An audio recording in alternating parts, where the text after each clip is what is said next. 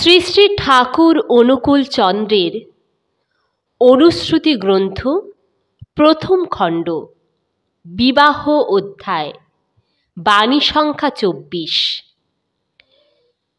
পরিচয়ই টানের পূর্বে কিংবা ঋতু হওয়ার আগে, নিরুদ্দেশে স্বামী পালায় পরিণীতা বধূ ত্যাগে, কিংবা নষ্ট মৃত হলে নয়তো ক্লীব জানা গেলে, ম্লেচ্ছ নীতি আঁকড়ে ধরে ইষ্টকৃষ্টি ফেললে ঠেলে, এমন পতিত বরকে ছেড়ে যদি ইচ্ছা ধরবে শ্রেয়, দুঃখে স্মৃতি দিলেন বিধি, যদিও এটা অনেক হেয়।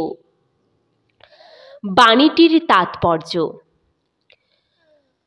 ৫টি আপৎকালীন পরিস্থিতিতে বিবাহিত নারীর পুনর্বিবাহের একটি বিধান স্মৃতিশাস্ত্রে দিয়েছেন।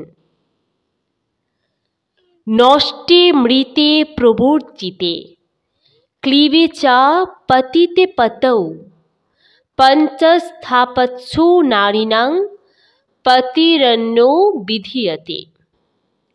পরাশর সংহিতা। অর্থাৎ স্বামীর প্রতি বধূর আন্তরিক আকর্ষণ তৈরি হওয়ার আগে কিংবা সে জননক্ষম হওয়ার আগে,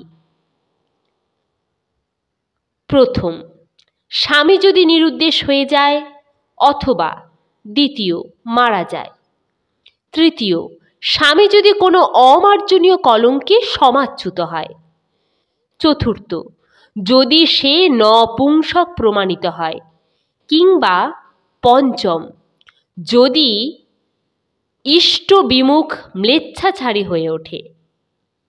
এই ৫ ক্ষেত্রে বধূ তাকে প্রত্যাখ্যান করে কোনো শ্রেয় পুরুষকে অবলম্বন করে জীবন ধারণ করতে পারে। নারীর জীবনকে বিপর্যয় থেকে রক্ষা করতে শাস্ত্রের এই নিরুপায় বিধান, যদিও সম্ভবপক্ষে এই পরিণতি এড়িয়ে চলাই কর্তব্য।